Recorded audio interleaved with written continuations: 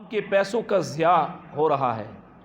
ہم سے ٹیکسز جو وصول کیے جاتے ہیں اور سرکاری جو افسر ہیں ان کی مراعات پر خطیر اربوں روپے ماہانہ خرچ کیے جاتے ہیں. یہ پیسہ کس کا؟ یہ میرا اور آپ کا ہے. اب یہاں سے ٹریول کریں، آپ اسلام آباد جائیں، آپ کراچی جائیں یا لاہور جائیں، رستے میں آپ کو کتنے ٹول پلازا دینے پڑیں گے آپ کو؟ اور روزانہ دیکھو کتنی گاڑیاں ہیں، سینکڑوں نہیں ہزاروں گاڑیاں وہاں سے گزرتی ہیں. تو کتنا ریونیو ہے ڈیلی کا؟ کروڑوں روپے، اربوں روپے پاکستان سے اکٹھا ہوتا ہے.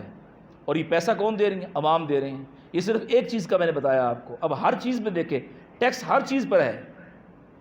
کچھ چیزیں ایسی ہیں جو ہم روزانہ کا ٹیکس دیتے ہیں، کچھ چیزیں ایسی ہیں جو ہم ماہانہ ٹیکس دیتے ہیں، کچھ چیزیں ایسی ہیں جو ہم اینول ٹیکس دیتے ہیں.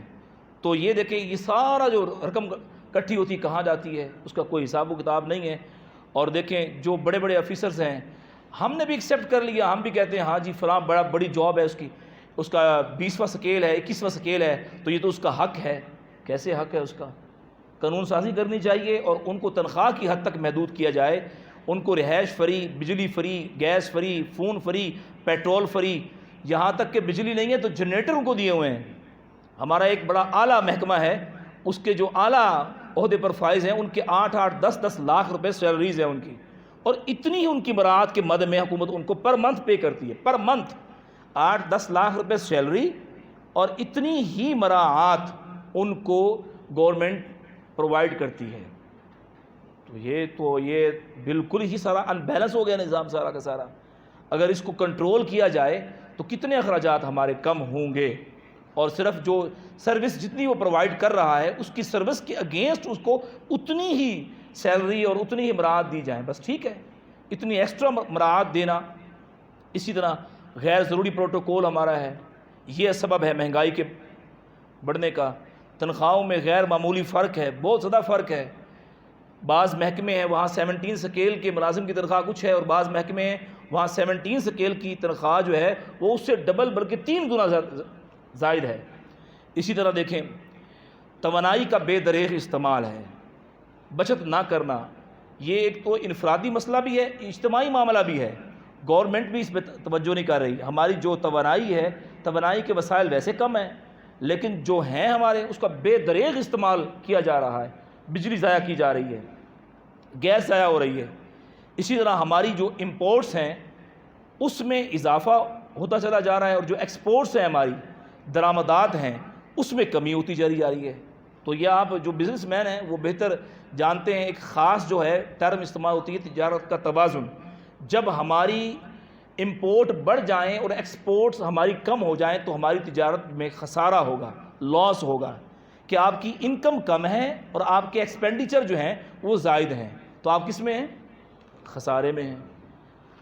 اسی طرح اشیاء تعیش میں اضافہ ہو رہا ہے.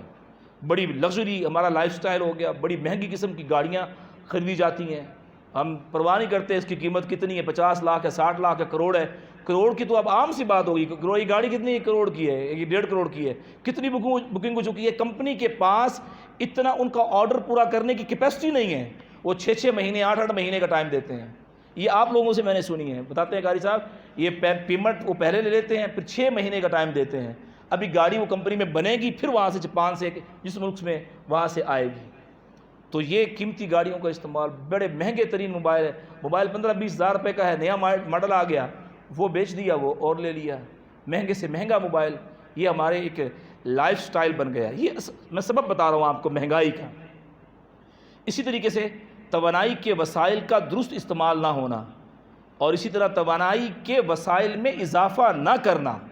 ہمارا ملک جو ہے یہ جغرافیائی لحاظ سے اللہ تعالیٰ کی نعمت ہے، اور اس میں اللہ رب العزت نے ہمیں وسائل ہمیں عطا فرمائے ہیں. دیکھیں اللہ تبارک و تعالیٰ نے انسانوں کو پیدا کیا تو زندگی گزارنے کے سارے وسائل بھی عطا فرمائے ہیں.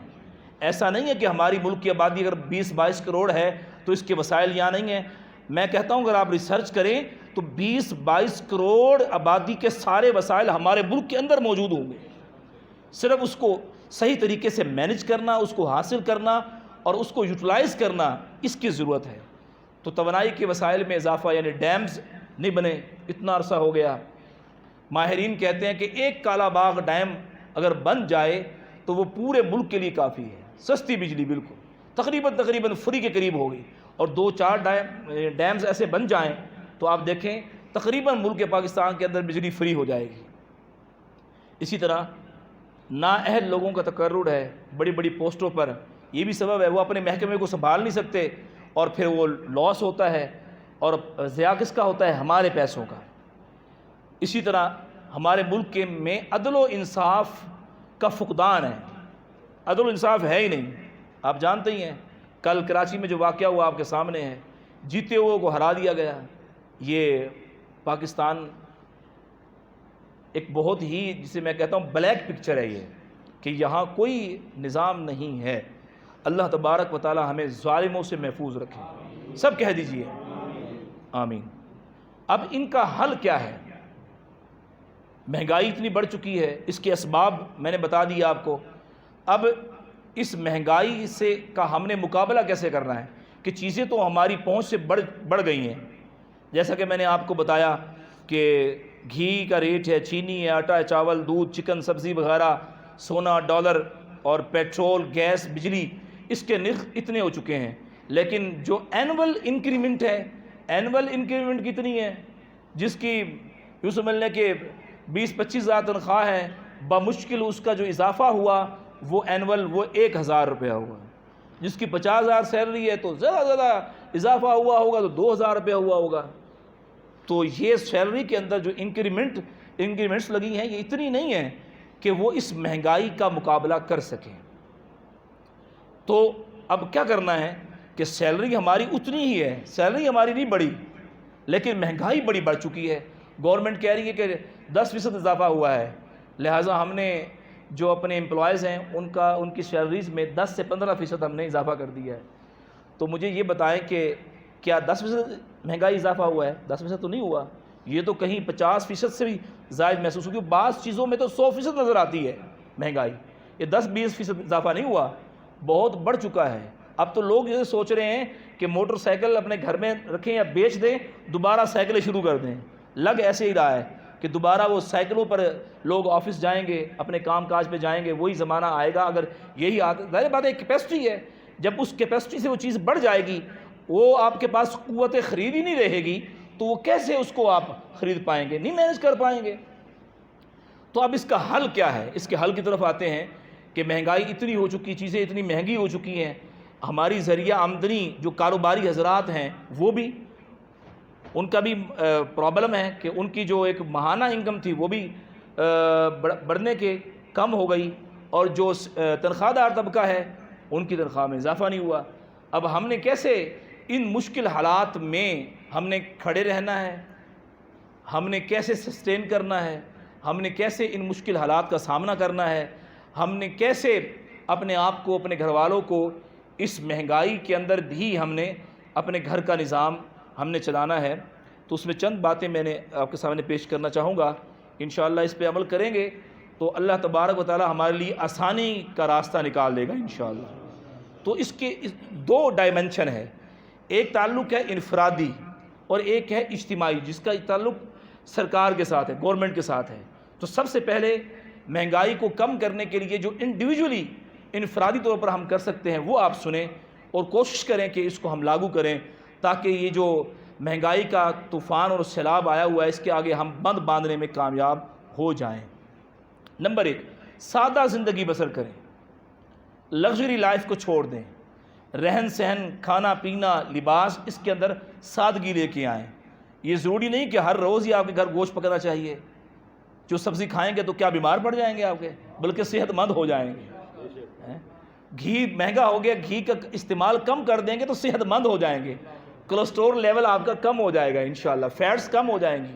تو اس انداز میں اس کو آپ کریں کہ سادہ لائف سٹائل اپنائیں, اور جو چیز مہنگی ہو جائے اس کو ترک کر دیں یا اس کا متبادل تلاش کریں. بعض چیزیں ایسی ہیں ترک نہیں کر سکتے, اس کو چھوڑ نہیں سکتے, اس کا متبادل تلاش کریں جو سستا ہو. اسی طرح توانائی کی بچت کریں, بجلی کا استعمال ضرورت کے مطابق کریں. جیسے گھر میں ہم ہیں, گھر میں 4-5 کمرے ہیں, ہر کمرے کے اندر پنکھا چل رہا ہے, ادھر بیٹھے ہوئے ہیں, ایسا نہ کریں, بلکہ کوشش کریں کہ لائٹس کا جو جل رہی ہیں اتنی ہی جلائیں جتنی ضرورت ہے۔ تو دیکھیں ہم اپنے حصے کا کام ہر کوئی کرے گا تو کتنی بجلی ہم کم کرنے میں کامیاب ہو جائیں گے، اس کا استعمال کم ہو جائے گا۔ بعض لوگ کہتے ہیں کہ ہم آفس میں بیٹھے ہوئے ہیں، اس کا بل تو آفس والوں نے ادا کرنا ہے، مالک نے ادا کرنا ہے۔ تو ایسا نہ کریں، یہ توانائی ہے، اس کو جہاں بھی ہوں، اپنے گھر میں ہوں، آفس میں ہوں، کارخانے میں ہوں، شاپ پہ ہوں، کہیں ہوں، ہم کوشش کریں کہ ہم کم سے کم بجلی استعمال کریں، جتنی ضرورت ہے اتنی استعمال کریں۔ اسی طریقے سے پیٹرول مہنگا ہوا ہے، اس کا حل کیا ہے؟ سواری موٹر سائیکل یا کار صرف ضرورت کے لیے استعمال کریں۔ اب آپ کہیں گے قاری صاحب موٹر سائیکل کے بغیر گزارا کیسے ہو سکتا ہے؟ ہو سکتا ہے۔ آج سے 15 سال 20 سال پہلے آپ چلیں، آپ سودا صرف لینے کے لیے موٹر سائیکل نہیں نکالتے تھے، آپ کے ہاتھ میں تھیلا ہوا کرتا تھا اور آپ ترکاری سبزی خریدنے کے لیے، گوشت خریدنے کے لیے پیدل جاتے تھے اور دور دور تک جاتے تھے۔ یہ 1-2 کلومیٹر سفر تو کوئی سفر ہی نہیں تھا، آرام سے، جیسے یہاں سے لکڑ منڈی تک جانا ہے تو کوئی سفر ہے اتنا؟ کوئی اتنا سفر نہیں ہے، 10 منٹ بھی نہیں لگتے یہاں سے وہاں تک پہنچنے میں، 8 منٹ بمشکل اتنا۔ تو وہاں جائیں، جو قریب قریب کا سفر ہے وہ پیدل کر لیں، چلو کم از کم اتنا تو پیٹرول آپ بچانے میں کامیاب ہو جائیں گے۔ اسی طرح کار جن کے پاس ہے، تھوڑا تھوڑا سا بار بار کار نکالنا، اگر آپ نے کہیں جانا ہے تو بجائے کار کے آپ موٹر سائیکل پہ سفر کر لیں۔ ہاں اگر فیملی کے ساتھ جانا ہے جہاں مجبوری ہے تو اس طریقے سے ہم اپنے اخراجات کم کر سکتے ہیں۔ اسی طرح موبائل کا استعمال ہے، اب گھر میں 5 افراد ہیں، 5 کے پاس موبائل ہے، 5 نے پیکج لگائے ہوئے ہیں، کتنا بل بنتا ہے ذرا حساب لگائیں مہینے کا۔ جی ایک بندے کا بل 1500 روپے ہے تو حساب لگائیں، اس کو ملٹیپلائی کریں، 7,500 روپے موبائل کے خرچ میں ہمارے گھر سے جا رہے ہیں، جب کہ پی ٹی سی ایل لگا ہوا تھا، اس کا جو بل آتا تھا وہ 500 روپے آتا تھا اور پورے پاکستان میں کال کرتے تھے۔ اور اب دیکھیں صورتحال کیا ہو چکی ہے، اس کو بھی مینیج کریں گے تو انشاءاللہ یہ مینیج ہو جائے گا۔ اسی طرح اہم بات، گھر کا ماہانہ بجٹ ضرور بنائیں۔ آپ سوچ رہے ہیں قاری صاحب کا آج موضوع بڑا عجیب سا ہے، یہ ٹپس دے رہے ہیں، یہ امت کی خیر خواہی کرنا یہ بھی دین کا حصہ ہے۔ ہمارے آقا صلی اللہ تعالیٰ علیہ وسلم مشکلات حل فرمایا کرتے تھے، صحابہ جب آتے پریشانیاں لے کر، ہمارے آقا صلی اللہ علیہ وسلم ان کی پریشانیوں کا حل بیان فرمایا کرتے تھے۔ تو یہ لوگوں کی پریشانیوں کا حل بیان کرنا، ان کو مشکلات سے نکالنا، یہ بھی حضور نبی کریم صلی اللہ علیہ وسلم کی سنت کریمہ ہے۔ تو گھر کا ماہانہ بجٹ ضرور بنائیں کہ میری سیلری وہ 40,000 ہے تو میرے اخراجات 45,000 کیوں ہیں؟ میں نے اس کے اندر اندر اپنے اخراجات کو کنٹرول کرنا ہے۔ گھر کا ماہانہ جب بجٹ بن جائے گا انشاءاللہ آپ دیکھیے گا کہ آپ بہتر طریقے سے اپنے گھر کو مینیج کر سکیں گے۔ اسی طریقے سے اب گرمی ہے، اے سی کا استعمال بڑا ہوتا ہے۔ اب گھر میں عام طور پر ایک اے سی ہے، بعض کے گھر میں 2-2 3-3 اے سی لگے ہوتے ہیں، ہر کمرے کے اندر اے سی لگے ہوتے ہیں۔ اب گھر کے افراد 4 ہیں اور کمرے ہیں 3، وہ 3 کمروں میں اے سی چلنے کا کیا فائدہ؟ زیادہ زیادہ 2 کمروں میں چلے، یا ایک اگر دن میں بیٹھے ہوئے ہیں تو دن میں سارے ایک کمرے میں آ جائیں، اور اس میں بھی جب ضرورت محسوس کریں، موسم اچھا ہے، اے سی بند کر دیں آپ۔ تو یوں ہم اپنے اخراجات کو کم کر سکتے ہیں۔ تو اے سی کا استعمال بہت کم سے کم کریں، اور جو پیک آورز ہیں ان میں استعمال نہ کریں۔ تو یوں بھی ہم مہنگائی کا مقابلہ کر سکتے ہیں، اپنے اخراجات کم کر سکتے ہیں۔ اسی طرح بڑی اہم چیز جو بڑا ٹرینڈ ہو چکا ہے، یہ بھی ہمارے اندر ایک وبا کی صورت، بیماری کی صورت بن چکی ہے، ہوٹلنگ بڑی ہوتی ہے۔ آج فلاں بچہ کہتا ہے میں نے یہ کھانا ہے، اس نے کہا ہے میں نے یہ کھانا ہے، چلو جی فوڈ پانڈا، وہ فون کرو جی اور گھر پہ ڈلیوری ہو جائے گی۔ اور بل کتنا بنتا ہے؟ ایک بچے نے جو منگوایا اس کا 500، دوسرے کا 600، تیسرے کا 800، ایک وقت کا جو ہے 1500، 2,000 روپے کا بل بنتا ہے۔ اور اتنے میں تو آپ بہترین قسم کے مہمانوں کے لیے کھانا تیار کر سکتے ہیں گھر میں آپ۔ تو یہ دیکھیں کتنی بڑی ہے، اس کو بالکل مائنس کر دیں ہوٹلنگ کو، نہ باہر جا کے کھائیں، نہ کوئی چیز باہر سے منگوائیں، بالکل مائنس کر دیں۔ یہ پیزے، برگر، شاورمے چھوڑ دیں، یہ سارے کے سارے سامان تعیش میں آپ دیکھیے گا کہ آپ کا جو ماہانہ بجٹ ہے اس میں بہت غیر ضروری جو چیزیں تھیں وہ اب مائنس ہو جائیں گی، اور آپ خود حیران ہو جائیں گے کہ الحمدللہ آپ اچھی خاصی سیونگ کرنے میں کامیاب ہو گئے ہیں۔ اسی طرح شادی بیاہ وغیرہ تقریبات مختصر کریں، مختصر اس کو کریں، اس پہ غیر ضروری جو اخراجات ہیں اس کو کم کر دیں۔ اسراف سے بچیں، کھانے پینے کی اشیاء ضائع نہ کریں، اگر بچ گیا تو کسی کو دے دیں، ضائع نہ کریں اس کو. شادی بیاہ میں تو بہت زیادہ اس کا اسراف ہوتا ہے. یہ وہ چیزیں تھیں جو میں اور آپ اپنے گھر کی سطح پر ہم کر سکتے ہیں, اپنا بجٹ کنٹرول کر سکتے ہیں. اور جو حکومتی لیول پر ہے, اجتماعی طور پر, وہ کیا ہے؟